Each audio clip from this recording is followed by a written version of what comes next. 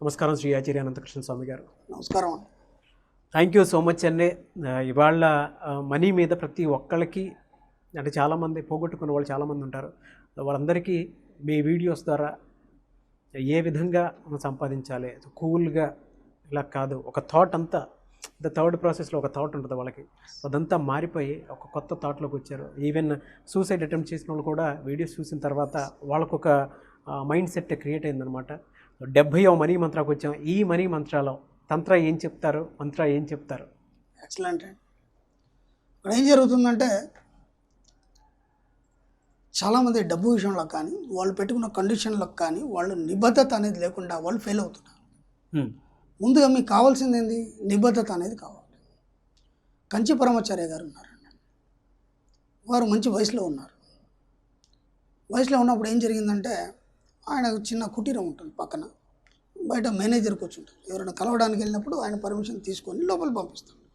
అయితే ఒక అమ్మాయి వచ్చింది, వయసులో ఉన్న అమ్మాయి వచ్చింది. వచ్చిన తర్వాత అయ్యారిని కలవాలని ఈ మేనేజర్ లోపల ఉన్నారు, వెళ్ళండి అని చెప్పేసి ఈ అమ్మాయి మామూలుగా క్యాజువల్గా వెళ్ళిపోయింది.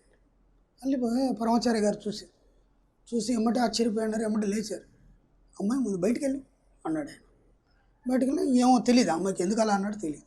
బయటికి వెళ్ళిపోయాడు. ఒక కాషాయం కట్టుకున్నాడు, మంచి యవ్వనంలో ఉన్నాడు, విసవిసలాడే శరీరం మంచి రంగులో ఉంది. అలా వచ్చేసి ఆ డోర్ దగ్గర ఇలా నిలిచిపోయాడు. ఏ మేనేజర్ ఇలా రా అన్నాడు. వచ్చి నేను ఎలా ఉన్నాను చెప్పు అన్నాడు. ఎలా ఉన్నానంటే బాగానే ఉన్నారుగా. సరిగా చూడన్నాను, నేను ఎలా ఉన్నాను? ఏమైందండి అలా అడుగుతున్నారు? నేను మంచి వయసులో ఉన్నాను, నా శరీరం మంచి రంగులో ఉంది, చాలా దిట్టంగా ఉన్నాను. అవునా? అవునన్నాడు. నేను ఏం కట్టుకున్నాను? కాషాయం కట్టుకున్నాను. కాషాయానికి ఎంత విలువ ఉందో నీకు తెలుసా? సైలెంట్ అయిపోయాడు మేనేజర్. అసలు ఏంటి అర్థం కాలేదు, ఏం మాట్లాడుతున్నాడు ఆయన. ఇక్కడ నుంచి నేను చెప్తున్నాను, ఇది రాసి పెట్టుకోండి. నా దగ్గరికి ఎప్పుడైనా సరే ఒక ఒంటరిగా స్త్రీని నా దగ్గర పంపించడానికి లేదు. ఒక స్త్రీ నా దగ్గరకు వస్తుందంటే కూడా తల్లి కానీ లేకపోతే తోడుగా ఎవరన్నా ఉంటేనే నా లోపలికి పంపించాలి, నా రూమ్లోకి. అప్పటి వరకు ఎవరిని కూడా పంపించడానికి లేదు. అదే ఆయన నిబద్ధత, అది ఆయన పెట్టుకున్నాడు. నిజంగా కూడా కాషాయానికి అంత వాల్యూ ఉంది. కాషాయం వస్త్రం నువ్వు ధరించావంటే ఈ సమాజానికి భిన్నంగా నువ్వు ఉన్నావని అర్థం. అప్పుడు నేను ఎవరైనా ఎలా చూస్తారంటే ఉన్నతమైన స్థితిలో దైవ సమానంగా మిమ్మల్ని భావిస్తారు. ఆ కాషాయం నీ ఒంటి మీద ఉందంటే నీకు ఎలాంటి దుష్ట ఆలోచన రావడానికి లేదు. ఏ కొద్దిగా ఎక్కడ నువ్వు జారిపోయావంటే హిందూ ధర్మానికి నాశనం పట్టించిన వాడిపోతాను. అంత నిబద్ధత ఆయన పాటించాడు. కాబట్టి మీరు కూడా మీ జీవితంలో పెట్టుకునే కండిషన్స్ ఏవైతే ఉంటాయో ఆ కండిషన్స్కి నిబద్ధత అనేది పాటించండి. ఇలాంటి పరిస్థితుల్లో కూడా మీరు కొద్దిగా కూడా స్లిప్ కావడానికి కానీ డ్రాప్ కావడానికి లేదు. అప్పుడే మీరు అనుకున్న సాధించడం అనేది జరుగుతుంది. అప్పటిదాకా మీరు ఏం సాధించలేరండి. చాలామంది పెట్టుకుంటారు, నేను ఈ సంవత్సరంలో ఇది చేయాలి, ఈ సంవత్సరంలో ఇది మానేయాలి, నేను ఈ సంవత్సరంలో ఇంతవరకే ఉండాలి, నేను ఈ సంవత్సరంలో ఇన్ని కోట్లు సంపాదించాలి, నేను ఈ సంవత్సరంలో రోజు ఉదయం నుంచి సాయంత్రం దాకా ఇలా చేయాలి, ఒక టార్గెట్స్ పెట్టుకుంటారు. అవునండి. అవి ఎంతవరకు ఉంటాయండి? అక్కడ ఒక సైంటిస్ట్ చెప్తున్నాడు, ఒక పెద్ద ప్రొఫెసర్ చెప్తున్నాడు, మీరు పెట్టుకునే కండిషన్లు ఏవైతున్నాయో జనవరి 1 నుంచి 15 వరకే మూసేయడానికి వీల్లేదు. చాలామంది ఏం చేస్తున్నారంటే ఒక 10-15 రోజులు దాన్ని స్ట్రిక్ట్గా ఫాలో అవుతున్నారు. దాంతోపాటు పక్క వాళ్ళకి పిచ్చి లేపుతున్నారు. వీడు ఇంతవరకు బాగానే ఉండింది, వీడు అన్నీ కొత్త చేస్తున్నాడు ఏంటి, అసలు వీళ్ళు వాడిని ఎలా అర్థం చేసుకోలేని పరిస్థితి. ఆ 15 రోజులు అయిపోగానే మళ్ళీ మామూలు స్థితికి వచ్చేస్తున్నాడు. ఇక నీ నిబద్ధత ఎక్కడ ఉందండి నీ జీవితంలో? నువ్వు ఎలా బాగుపడతావు? ఇక నేను ఎవడు బాగు చేస్తాడు? అది నీకెవడు పెట్టలేదు కండిషన్, నీకెవడు ఫోర్స్ చేయలేదు. నీకు నువ్వే నీ మనసుకు భయంకరమైనటువంటి నిబద్ధతలు పెట్టుకున్నావు. మరి కనీసం పాటించాలి. నీకు ఆ మాత్రం ఇంగిత జ్ఞానం లేకపోతే ఇక నువ్వు ఎలా సాధిస్తావు నీ జీవితంలో, ఎలా ముందుకు పోతావు? కాబట్టి నిబద్ధత అనేది అవసరం. మీ యొక్క జీవితంలో మీరు ఎదగాలనుకుంటే నిబద్ధత అనేది అవసరం. అది ఎలా పెట్టుకుంటారు? సులువుగా పెట్టుకుంటారా, హార్డ్గా పెట్టుకుంటారా, అది మీ ఇష్టం. అది మీకు ఎవడు కమాండింగ్ లేడు. మన సబ్జెక్ట్లో ఎవరి మీద కమాండింగ్ చేయరు. మనం చేసే పనులు కూడా ఇతరులకి అది పిచ్చిగా కనిపించదు. మళ్ళీ నేను క్లాస్లో అదే చెప్తాను. క్లాస్కి వస్తే కనుక భార్యాభర్తలు ఇద్దరూ రండి. ఎందుకు రావాలి? ఇద్దరు భార్యాభర్త, ఇద్దరికి అవగాహన వస్తుంది. లేకపోతే ఏమవుతుంది, భర్త వస్తాడు. ఇక నేను చెప్పే కొన్ని రెస్ట్రిక్షన్స్ ఉంటాయి మన క్లాస్లో. డబ్బు రావాలంటే ఏమేమి చేయాలి? ఇప్పుడు రాత్రి అందరూ పడుకున్నాక మెడిటేషన్లో కూర్చోవాలి, మనీ మెడిటేషన్. అప్పుడు ఆమె ఏమనుకుంటుంది, వీడు ఇన్ని రోజులు బాగానే ఉన్నాడు, మళ్ళీ ఏదో కొత్త విషయం వేసుకొని వచ్చాడని చెప్పేసి ఇన్సల్ట్ చేయడం మొదలు పెడతాడు. దాంతో పిల్లలు కూడా హేళన చేయడం మొదలు. ఇప్పుడు ఏమవుతుంది, నా కాన్సన్ట్రేషన్ దెబ్బతింటుంది, సాధించలేడు, చేయలేడు. ఖచ్చితంగా రాత్రి 10:30 మెడిటేషన్లో కూర్చోవాలని చెప్తాను నేను. మీరు ఏమైనా చేయండి, తింటారా తాగుతారా ఇంకేం చేస్తారో సంబంధం లేదు, ఎందుకంటే మన సబ్జెక్ట్లో ముట్టడంటూ లేదు. ఇక్కడ ఏమవుతుంది, ఇదేంటి మళ్ళీ కొత్త మొదలు పెట్టామని చెప్పేసి ఆమె గొడవ పెడుతుంది. పిల్లలు కూడా ఏదో హేళన చేస్తారు. దాంతో ఏమైపోతుంది, ఆ నిబద్ధత అనేది ఫెయిల్ అయిపోతుంది. ఇప్పుడు భార్యాభర్తలు ఇద్దరు వస్తే అసలు ఏంటి ఆ కండిషన్స్, ఎందుకు అలా చెప్పాడనేది అర్థమవుతుంది. అప్పుడు ఆయనతో పాటు ఆమె కూడా కూర్చుంటాయి. ఇద్దరు కనుక కూర్చుండి చేస్తే అఫర్మేషన్ చాలా తొందరగా ఈజీగా అవుతుంది. అప్పుడు వాళ్ళ కుటుంబం బాగుపడుతుంది, ఆర్థికంగా ఎదుగుతారు. కాబట్టి మీరు ఏదైనా నిబద్ధత పెట్టుకోండి, ఇతరులకు ఇబ్బంది కావద్దు. ఒకటి, షో చేయకండి. చాలామంది షో చేస్తారు. ఎలా షో చేస్తారంటే, ఒక ఫంక్షన్కి వెళ్ళారు, నువ్వు నీట్గా ఫంక్షన్లో నువ్వేం తినాలనుకో నీట్గా వెళ్ళేసి తినేసి పక్కకు రావచ్చు. కానీ ఆ చుట్టుపక్కల ఉన్న ఫ్రెండ్స్తోని, స్నేహితులతోని, బంధువులతోని వీడు మెల్లిగా మాటలు కలుపుతాడు. మాటలు కలిపేసి ఏం చెప్తాడంటే, నేను ఇది మానేశాను. ఎందుకు మానేశానంటే ఆ స్టోరీ అంతా చెప్పుకొస్తాడు. అవసరమా వాళ్ళందరికీ స్టోరీ? ఇక్కడ ఒక 3 చెప్పబడ్డాయి. ఆ 3 ఏంటి అంటే, మీకున్న రోగాన్ని ఎవరికి చెప్పొద్దు.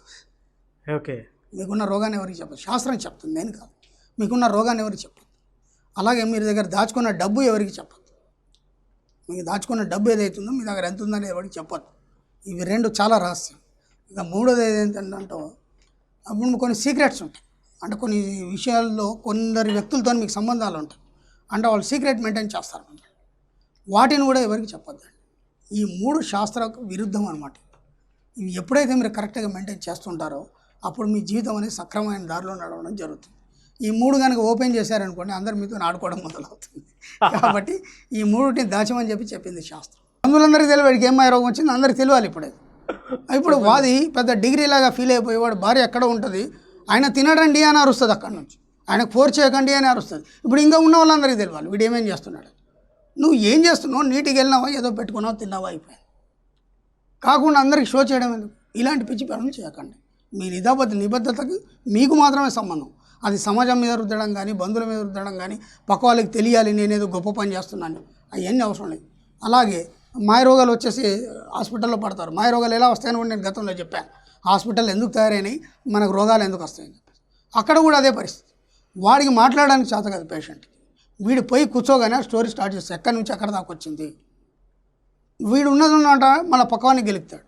ఏమండి ఈ పలానా నేను ఇలా వచ్చాను, వాడు చెప్తాడు నేను అక్కడ తిరిగాను, ఇక్కడ లాస్ట్ ఇక్కడ చూద్దాం అనుకుంటున్నాను, ఇక్కడ కనుక కాకపోతే ఇంకా పలానా ఊరిలో పల్లెటూరులో ఆయన మందిస్తాడంట.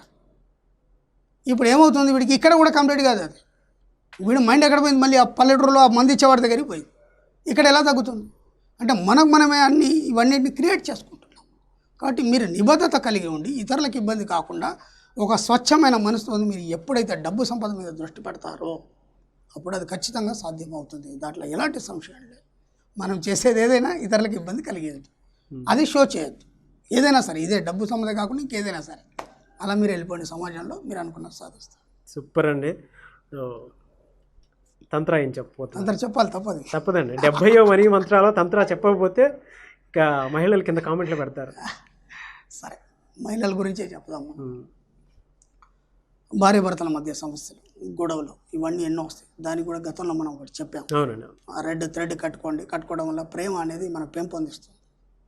ఓకే, ఇక్కడ ఏం చేస్తారంటే మహిళలు మాత్రం చేతికి కాకుండా తాళి మధ్యలో కట్టుకోండి రెడ్ థ్రెడ్ని. ఓకే, ఎందుకంటే తాళిలో 2 ఉంటాయి, ఒకటి జెంట్ ఒకటి లేడీ అనమాట. అంటే భార్యాభర్తల మధ్య ప్రేమ పెరగడానికి ఆ మధ్యలో థ్రెడ్ కట్టుకోండి, రెడ్ థ్రెడ్. ఇద్దరి మధ్య ప్రేమ అనేది వచ్చేస్తుంది, బ్రహ్మాండం కలిసి ఉంటారు, హ్యాపీగా ఉంటారు. సింపుల్గా ఉంది సార్. చాలా సింపుల్గా. అది ఎలా చెప్తున్నారు ఇదంతా? మేము ప్రైవేట్లో పెట్టామండి, ఎందుకంటే నాదంతా ఉత్తర భారతదేశ తంత్రం అండి. నేను చాలా ఉత్తర భారతదేశంలో తంత్ర విద్యలన్నీ నేర్చుకోవడం జరిగింది. ఆ రెడ్ థ్రెడ్లో అంతా ఇదే ఉంటుంది. అవునండి, రెడ్ అంటే ప్రేమకు చిహ్నం అండి. హార్ట్ని ఎలా సూచిస్తారు, రెడ్ హార్ట్, అది ప్రేమకు చిహ్నం అంతే. కలర్ కూడా రెడ్ చూడగానే ఎమ్మటి అట్రాక్ట్ అయిపోతాడు ఎవరైనా కానీ. 10 కలర్లలో రెడ్ మాత్రం మనకు కనిపిస్తుంది, కాబట్టి అది ప్రేమకు చిహ్నం. కాబట్టి ఇంకోటి ఏంటంటే మాకు చాలా ఇలాంటి తంత్రాలు మా గురువులు చెప్పున్నారు. ఉత్తర భారతదేశంలో చాలా సాధనాలు చేస్తున్నాం, అక్కడ మాకు ఇట్లా చిన్న తంత్రాలు కూడా చాలా చెప్పున్నారు. వాటిని ప్రయోగాల్లో కూడా పెట్టున్నాం కాబట్టి సభాముఖంగా చెప్పడం జరుగుతుంది. ప్రయత్నించేది తప్పేం, దాంట్లో ఖర్చు ఏం లేదు. Okay sir. భలే చెప్తున్నారండి, భలే ఎనర్జెటిక్గా, అంటే ప్రతి ఒక్కరూ చూసే వ్యూవర్స్కి కూడా ఎనర్జీ వచ్చేలాగా. నిజంగా 1, 2, 3, 4 గంటలు స్టార్ట్ చేసుకుంటూ 70 వరకు వచ్చాము. వెళ్ళిపోతాం ఇంకా అంతే. మీరు అన్నారు కదా 2,000 కావాలి, ఇచ్చేస్తాను అంతే. నాకున్న సబ్జెక్ట్ ఎప్పుడైతే నేను ఇస్తానో విశ్వం అంత రెట్టింపు నాకు ఇవ్వడం జరుగుతుంది. అవునండి, ఖచ్చితంగా. ఎందుకంటే అప్పుడు డబ్బాలో మొత్తం చెత్త నిండేది, అది ఖాళీ చేస్తేనే కొత్తది వేయచ్చు. అవును, ఇదంతా వెళ్ళిపోవాలి, ఇదంతా సమాజానికి వెళ్ళిపోవాలి, అప్పుడు మళ్ళీ కొత్త సబ్జెక్ట్ వస్తుంది. అవునండి, విశ్వధర్మం అది. ఆ విశ్వధర్మానికి కట్టుబడి ఉన్నాము. Thank you. Thank you sir, thank you so much.